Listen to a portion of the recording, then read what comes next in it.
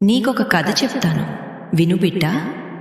నేను చాలా గొప్ప భక్తురాలిని అని చెప్పుకుని తిరిగే ఒక ఆడదాని గురించి ఇది.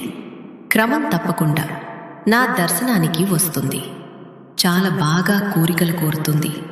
మంచిగా కట్టుబొట్టు సింగారం ఉంటుంది. కాని ఇంట్లో భర్తకు సరిగా అన్నం కూడా పెట్టదు. అసలు చెప్పాలంటే కేర్లెస్కి చిరునామా ఈ ఆడది. ఇలాంటి వాళ్ల కోరికలు నేను ఎలా తీరుస్తానో చెప్పు. అసలు నిన్ను ఈరోజు ఈ గొప్ప స్థితిగతులతో ఉంచడం అనేదే ఒక గొప్ప విషయం. ఎందుకంటే నీ కర్మ బాగోలేకున్నా కర్మ కొద్దీ నిన్ను చేసుకున్న వాళ్ళ కుటుంబం కర్మ అనేది బాగుంది.